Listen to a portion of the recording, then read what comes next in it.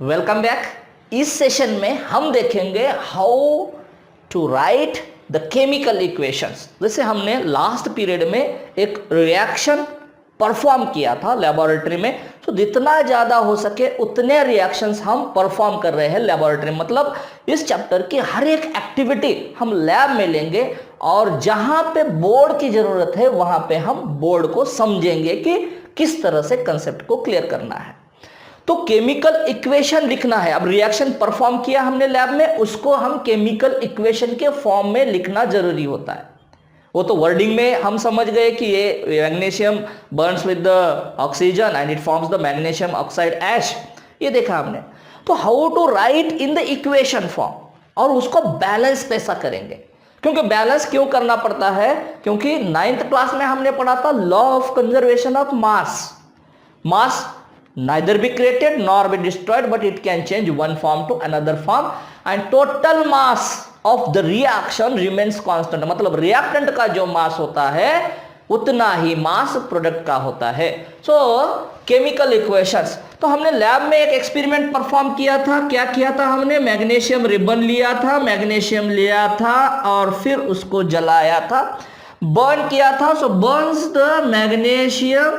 So oxygen is used in the burning purposes, burning processes. So magnesium adds with the oxygen, oxygen word में लिखेंगे तो ये oxygen it is converted to what? It is converted to ash, and ash is magnesium oxide. Ash is nothing but it is the compound of magnesium oxide। तो ये हुआ equation. अब reaction कैसे लिखेंगे? तो रिएक्शन लिखेंगे मैग्नीशियम लिखा हमने, फिर लिखा ऑक्सीजन, ये लिखा O2, फिर लिखा हमने मैग्नीशियम ऑक्साइड। तो इसका स्टेट भी लिखना जरूरी होता है। ध्यान से सुनना है कि इसका स्टेट भी लिखना जरूरी होता है ब्रैकेट में। तो मैग्नीशियम स्टेट मतलब क्या? स्टेट मतलब यस लिखना है सॉलिड के लिए, एल लिखना है लिक्विड के लिए, जी लिखना है गैस के लिए, और एक्वियस लिखना है जैसे सॉल्यूशन बनता है वाटर में। मैग्नीशियम ऑक्साइड मिलाया था हमने वाटर में, so magnesium oxide adds with the water, it forms the aqueous solution. Sugar मिलाया वाटर में, ये बना sugar solution, aqueous sugar solution. Sodium chloride नमक salt is added with the water, it forms the aqueous sodium chloride solution. तो molten अलग होता है, aqueous अलग होता है। मोल्टन मतलब मेल्टेड फॉर्म में, उसमें कोई अदर सॉल्वेंट नहीं है, उसी का मोल्टन फॉर्म, उसी का मेल्टेड फॉर्म, तो उसको बोलेंगे मोल्टन फॉर्म।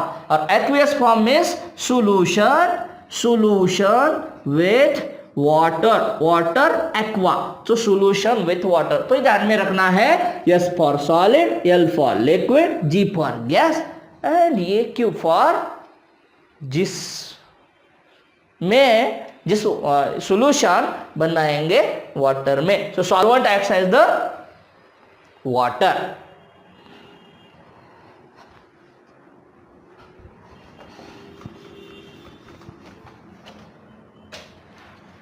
तो मैग्नीशियम स्टेट था सॉलिड, ऑक्सीजन का स्टेट था गैसियस स्टेट, और magnesium oxide is in solid form. तो यहाँ पे हमने स्टेट लिखा। अब इसको हम बैलेंस कैसे करेंगे? तो सबसे पहले एरो के पहले जो होता है लेफ्ट हैंड साइड में, एरो के लेफ्ट हैंड साइड में जो होता है हम उसको कहेंगे क्या? हम उसको कहेंगे reactant. So left hand side में क्या आता है? लेफ्ट हैंड साइड में आता है रिएक्टेंट, और राइट हैंड साइड में एरो के आता है प्रोडक्ट। तो राइट हैंड साइड में ये प्रोडक्ट आया, ठीक है। अब बैलेंस क्यों करना है? क्योंकि इसका मास, प्रोडक्ट का मास और रिएक्टेंट का मास दोनों इक्वल हो, क्योंकि law of conservation of mass बताता है कि मास प्रोडक्ट का और रिएक्टेंट का सेम ही होना चाहिए। Reactant mass is equal to the product mass. अब यहां पे कैलकुलेट करें तो ये मास अलग अलग आएगा, क्योंकि यहां पे दो ऑक्सीजन एटम्स है, मतलब एक ऑक्सीजन मॉलिक्यूल है, तो इसका मास आएगा 16 मल्टीप्लाइड बाय 2, दैट इज 32 ग्राम, एक मोल का। अब यहाँ पे कितना आएगा? यहाँ पे 16 ग्राम आएगा, तो ये गलत होगा, इसलिए हमें रिएक्शन को करना पड़ता है बैलेंस। अब कैसे करना है तो लिखना है यहाँ पे मैग्नीशियम, हर एक एलिमेंट को लिखना है। मैग्नीशियम एलिमेंट लिखा हमने, ऑक्सीजन एलिमेंट लिखा हमने, ठीक है। अब दो ही एलिमेंट है तो मैग्नीशियम एलिमेंट लिखा हमने, फिर ऑक्सीजन एलिमेंट लिखा, यहाँ पे लिखा रिएक्टेंट, रिएक्टेंट, और यहाँ पे लिखा प्रोडक्ट।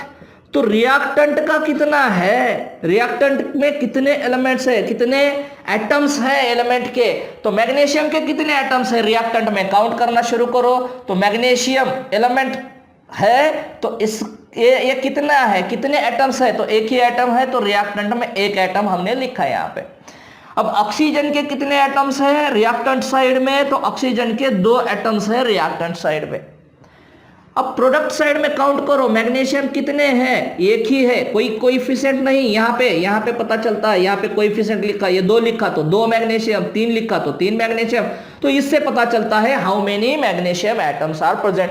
तो एक ही मैग्नीशियम है प्रोडक्ट साइड, तो यहाँ पे हमने लिखा एक ही।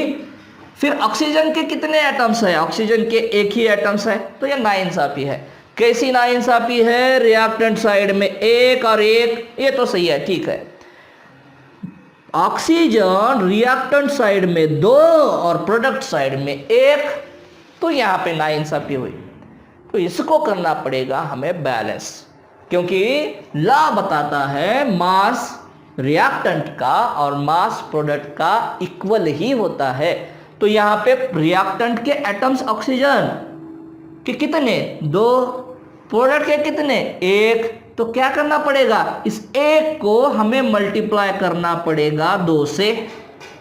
तो 2 से मल्टीप्लाई करो, यहां पे अगर लिखोगे MgO2 हुआ तो ये गलत है, ये मैग्नीशियम ऑक्साइड। फार्मूला में कोई चेंज नहीं, बदलाव करना चाहिए सिर्फ यहां कोएफिशिएंट साइड में, यहां पे चेंज हो सकता है, यहां पे कुछ भी कर सकते हैं आप, 2 लिखेंगे, 3 लिखेंगे, 4, जो भी इक्वेशन में आएगा वो लिख सकेंगे आप, लेकिन फार्मूला में कोई चेंज नहीं कर पाएंगे। तो यहां पे हमने 2 लिखा, क्यों 2 लिखा, क्योंकि यहां पे ऑक्सीजन को करना है बैलेंस, तो ये बना 2 ऑक्सीजन। अब मैग्नीशियम प्रोडक्ट साइड में कितने हैं, मैग्नीशियम प्रोडक्ट साइड में अब है 2, और रिएक्टेंट साइड में कितने हैं, रिएक्टेंट साइड में कोई कोएफिशिएंट नहीं, इसका मतलब 1 काउंट करते हैं हम। तो मैग्नीशियम कितना, 1, तो क्या करना पड़ेगा, इसको 2 से मल्टीप्लाई करना पड़ेगा, किसको, रिएक्टेंट साइड के मैग्नीशियम एटम को। तो यहां पे हमने 2 से मल्टीप्लाई किया। अब काउंट करो रिएक्टेंट कितने, इसको मिटाएंगे, इसको मिटाएंगे, सबको मिटाएंगे, तो रिएक्टेंट कितने, रिएक्टेंट 2, प्रोडक्ट मैग्नीशियम में प्रोडक्ट साइड में मैग्नीशियम के कितने एटम्स, 2 एटम्स, तो यहां पे लिखा हमने 2।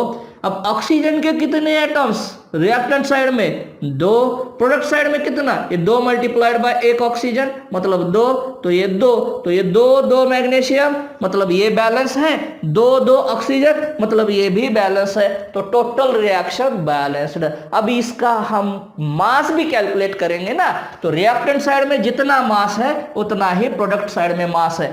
क्यों है, क्योंकि जितने रिएक्टेंट साइड में एटम्स है उतने ही प्रोडक्ट साइड में एटम्स है।